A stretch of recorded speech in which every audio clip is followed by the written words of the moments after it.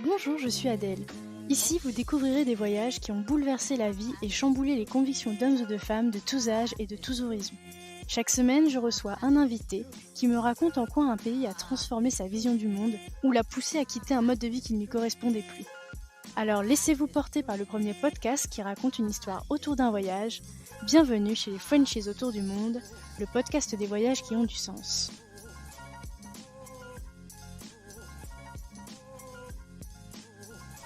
Si vous voulez suivre les coulisses du podcast et être informé des dernières nouveautés, n'hésitez pas à vous abonner au compte Instagram et au compte Facebook Frenchies autour du monde.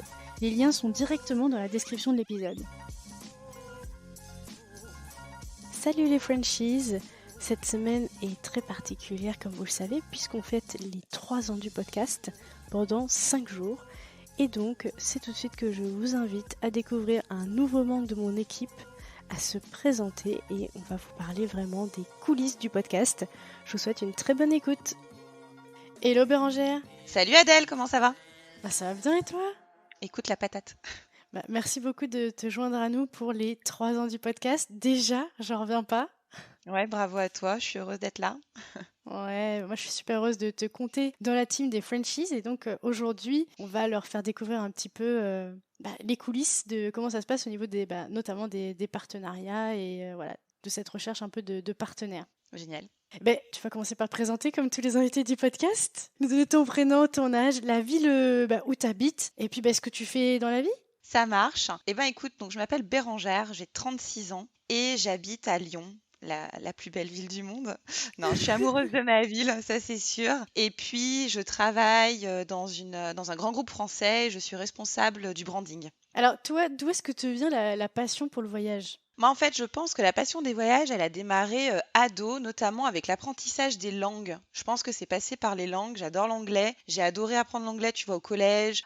C'est au même moment où il y a eu quelques voyages scolaires en Angleterre, en Irlande. Et ça m'a beaucoup inspirée à l'époque. Et puis après, au lycée, j'ai continué à faire des langues, de l'espagnol évidemment. J'ai fait plein d'années de russe. J'ai adoré ça. C'est passionnant, je trouve, de décortiquer les langues, de voir les différences des idiomes, des expressions, comment la culture impacte les langues. Donc tu vois, ça m'a vraiment impacté à ce moment-là. Puis ça a coïncidé un petit peu avec quelques voyages avec mes parents en Espagne, en Pologne. Et puis quand j'ai fait mes études, je me suis lancée dans un parcours dans les relations internationales et ça m'a permis de voyager beaucoup, de vivre à l'étranger, dans des immersions socio-professionnelles, donc pas pour suivre des études mais pour travailler. Et je suis partie quand j'avais 18 ans vivre en Irlande pendant un an où j'ai travaillé. Et c'est à partir de là que j'ai été vraiment immergée dans une culture étrangère. Puis à 18 ans, t'es jeune, tu te construis, donc c'est hyper impactant. Et c'est à partir de là que j'ai commencé à voyager ailleurs toute seule, en France, en Europe, à l'étranger, loin, un peu partout. Et c'est resté quoi. C'est une passion qui est vraiment prégnante en moi quoi. Mais alors toi, du coup, comment est-ce que tu voyages? C'est-à-dire, quel type de voyageuse tu es un peu quand tu pars en voyage?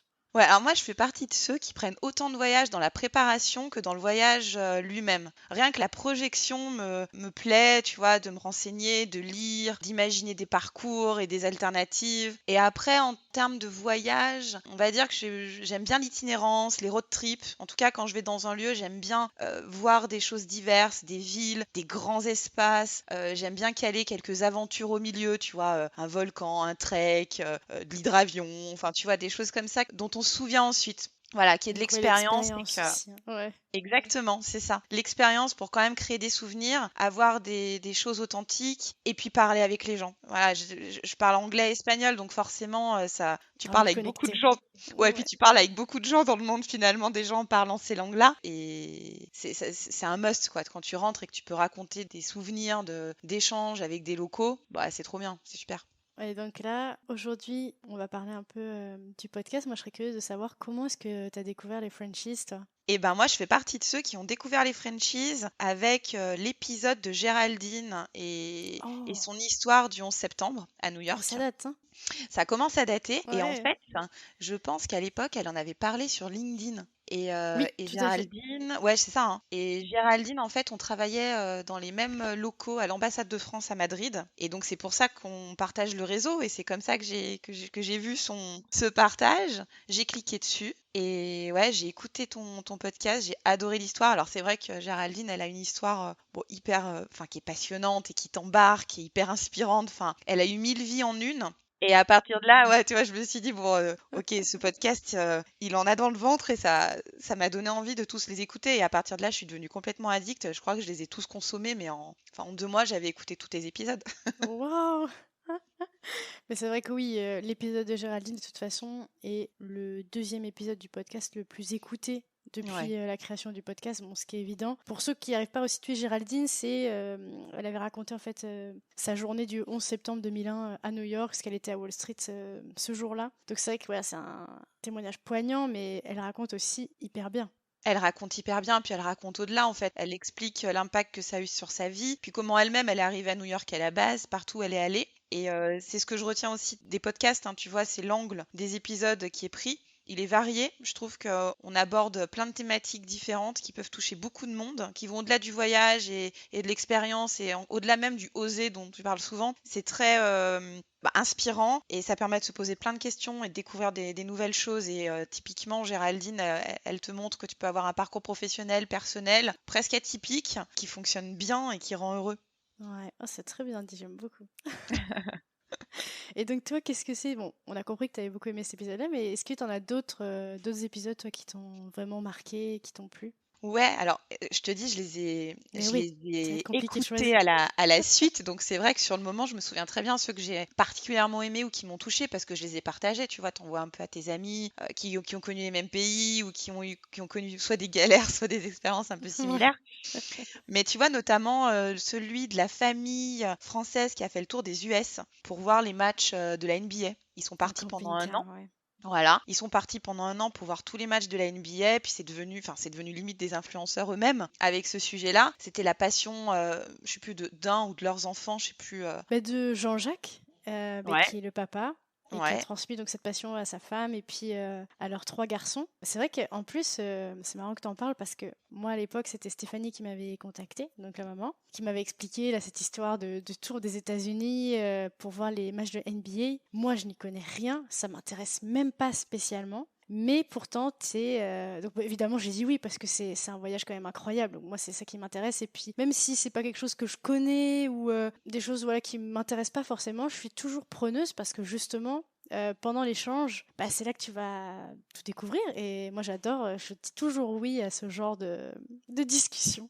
ah ouais, ouais, et puis c'est vrai que même si t'aimes pas le basket, hein, C'est tu t'en ça. Oui, moi, fiches. je connais pas, mais en fait, t'es quand même captivé par leur histoire parce que c'est fou ce qu'ils font. T'es captivé par leur histoire. Bon, c'est une histoire de famille, donc c'est vrai que c'est touchant. Et puis comme ils passent à travers plein d'états différents, ils te racontent aussi beaucoup de choses liées à ces états. Et pour ceux qui ont envie de découvrir les États-Unis ou pour ceux qui aiment les États-Unis, bah, à chaque fois tu te replonges dedans. Et c'est vrai que les épisodes qui tournent autour des US, bon, d'Amérique du Nord en général, bon, c'est toujours très inspirant parce qu'on s'y Bah, croit ça tous. plaît. Ouais, ça plaît, ça plaît. Après, dans les épisodes qui m'ont beaucoup plu, bah encore sur les US, il y a Amandine qui a joué à la loterie Incroyable. voilà, pour les États-Unis. Une histoire un peu folle Qui fait rêver. Alors là, plus quoi. qui fait rêver et puis en fait, c'est une vraie aventure. Donc c'est vrai qu'elle commence, je sais plus trop, mais ouais, New York. Après, je sais plus où elle revient. Après, elle repart à Miami. Enfin, c'est sympa, quoi. Tu vois, ça donne des perspectives pour ceux qui ont envie de tester l'expérience. C'est ça, donc ça c'est une loterie, donc la loterie de la carte verte qui est organisée une fois par an par le gouvernement américain et il tire 50 000 personnes par an pour obtenir cette carte verte, mais c'est un tirage complètement aléatoire quoi. Donc on peut être tiré au sort dès la première inscription comme ne jamais être tiré au sort en participant pendant 20 ans. Donc voilà, c'était une histoire assez incroyable parce que elle s'était inscrite une fois, si je me trompe pas, Amandine, et bingo quoi. Ouais, comme quoi, ça c'est chouette. Faudra un épisode justement sur quelqu'un qui a galéré pendant des années avec la carte Bah, je vais verte. pouvoir faire la mienne bientôt, je pense que Ça peut être rigolo pour avoir un peu des tips et des astuces pour comment tenir le choc. Et c'est puis clair. après, dans les autres, parce qu'il y en a beaucoup, hein, c'est dur pour moi de faire un choix parce que j'ai vraiment été embarquée par beaucoup de tes épisodes. J'ai envie de parler de Marion. Comment il s'appelait ton épisode qui découvre les plaisirs de l'apnée dans les fonds marins de Bali? la découverte des fonds marins ou un truc comme ça. Ouais, ouais, Ouais, ouais. pour moi Ça, c'était c'était hyper dingue. poétique. Alors c'est vrai qu'il y a bon, et en plus il y a une histoire d'amour qui arrive par-dessus. Donc ça c'est bon, on va dire que c'est la cerise sur le gâteau. Mais l'introspection qu'elle a eue sur elle-même, puis c'est vrai que de parler de l'apnée et de la paix intérieure qu'elle a développée grâce à ça, c'est super. Enfin, pendant 1 heure, c'est vrai que je pensais à rien d'autre et ça vaut le coup. Je trouve que c'était différent comme angle. Donc il Encore une était très fois, bien tu vois, choisi. je ne connaissais pas du tout la pratique de l'apnée vraiment en tant que discipline comme ça, on va dire. Et moi, je la suivais depuis déjà quelques temps, et puis je lisais ses posts, etc. Et puis ça a fini par vraiment me titiller. Il faut absolument que je lui demande et qu'on discute, là, qu'elle nous raconte un peu tout ça. Parfois, ça vient aussi comme ça, finalement. Plein de sujets auxquels j'aurais jamais pensé, que je connaissais pas, qui m'attiraient même pas forcément. Plus c'est un peu indifférente, quoi. Et en fait, dès qu'on passe la barrière de tout ça et qu'on va parler avec la personne justement pour qu'elle nous raconte, bah là, hop, ça y est, on est porté par leur histoire et puis par ce qu'ils ont à dire et voilà. Mais tu te souviens comment tu avais découvert Marion, son Pas du histoire? tout. Je pense que quand je suis arrivée sur les réseaux sociaux, donc il y a 3 ans pour les franchises, en fait, je me suis abonnée à plein de comptes de voyageurs pour pouvoir m'imprégner un peu de tout ça, découvrir plein de manières de voyager, etc. Et je pense qu'elle était dans le lot quand j'ai suivi. D'accord. Puis Ouais. ben voilà, après je me suis prêtée au jeu de son compte et puis c'est arrivé comme ça. Non, super. Dans la même veine, il y a Marine en Thaïlande avec sa folle histoire avec Dédé. Incroyable. Bah ça, c'est l'épisode spécial Saint-Valentin de la saison 2. En fait, ce qui s'est passé, c'est que Marine, ça faisait très longtemps qu'on échangeait déjà. On avait enregistré, je pense, en octobre ou novembre. Et en fait, je me rendais pas compte de l'ampleur de ce qu'elle avait à dire, tu vois. Parfois, ça arrive aussi. Parce que j'aime bien me garder aussi un peu, c'est la surprise. Ouais, Et donc, avec Marine, c'était un peu ça. Je savais un peu les grandes lignes. Et en fait, quand on a commencé à discuter, etc., je me suis dit, ah oui, d'accord, il y a vraiment un truc à creuser avec Dédé. Donc, on a creusé pendant la discussion. Et puis après, 1 ou 2 semaines plus tard, après avoir repensé à la discussion, enfin, c'est vraiment à tête reposée, je me suis dit, non, mais en fait, c'est un épisode Saint-Valentin. Il faut qu'on le garde dans la boîte bien au chaud et on le sort le 14 février, quoi. Et donc, j'en ai complètement. parlé à Marine juste après. Je lui ai dit, ça t'ennuie pas si je le partage dans un petit peu de temps. Mais franchement, je crois qu'il faut que ça soit un spécial Saint-Valentin. Et puis, bah, elle m'a dit tout de suite oui, quoi. Bah oui. Parfois, ça arrive comme ça. Ouais, ouais, non, c'est magnifique. Enfin, son histoire est belle et puis c'est une belle personne et la manière dont elle parle de son expérience et comment, tu vois, elle a adopté aussi toute la culture thaï dans sa vie. Enfin, c'est magnifique, vraiment. Mais il faut la suivre aussi sur son compte Adventaille, hein. Franchement, c'est des paysans. Carrément. Et écoute, c'est le cas. Et Bah, c'est non, bon non. alors. Ouais, ouais, c'est clair. Si j'avais su, si je l'avais connue avant d'aller en Thaïlande, pour sûr, je l'aurais contactée, T'aurais tu pu vois. passer. Bah Bah ouais, ouais. dommage, dommage, dommage. Prochaine fois, prochaine fois. Et quand même, dans les épisodes récents, il y en a des extraordinaires dans les récents, il y a notamment Kathleen, une pilote en Alaska. Elle a une histoire géniale.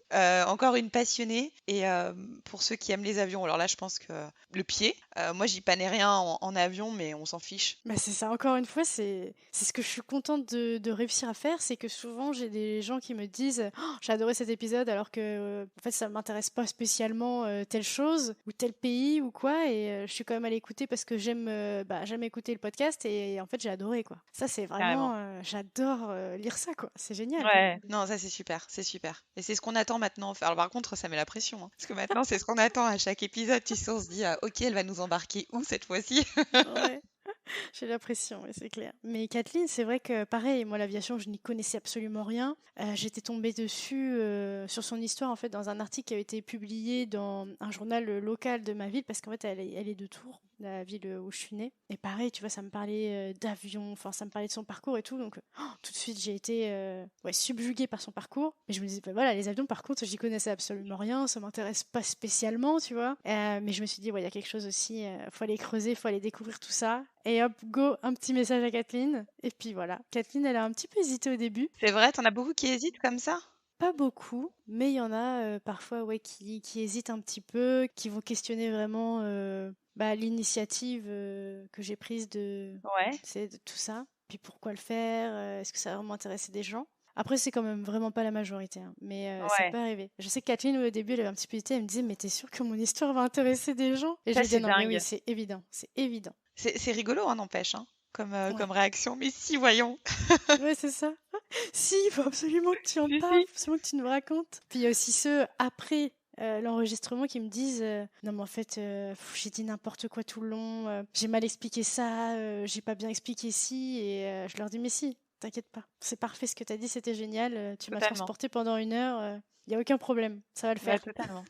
Totalement. Et donc, on va peut-être parler donc de ce que tu fais pour les Frenchies parce que cet été, j'ai pris l'initiative de créer un peu une team autour du podcast. Pourquoi? Parce que déjà, je me sentais très seule. Enfin, quand tu es podcasteur, sûrement peut-être créateur de contenu en général, je pense que tu es vachement seul devant ton ordinateur. Même si oui, il y a quand même les rencontres, c'est pendant 1 heure avec la personne. C'est qu'1 heure sur 16 heures, on va dire, par semaine. Et c'est vrai que ouais, je pense que j'avais besoin aussi d'avoir des personnes autour de moi pour me sentir un peu plus portée aussi, puis un peu de social évidemment. Donc j'ai décidé de créer cette petite team pour m'aider donc à faire grandir le podcast, à faire perdurer un peu tout ce qu'il y a déjà actuellement, pour peut-être aussi moi me concentrer sur des choses que je peux mettre, comment dire, installer quelques pions autour du podcast qui vont peut-être pouvoir aussi me rémunérer un jour. Donc, toi, tu en fais partie. Et donc, quand j'ai fait un petit appel en story, tu avais répondu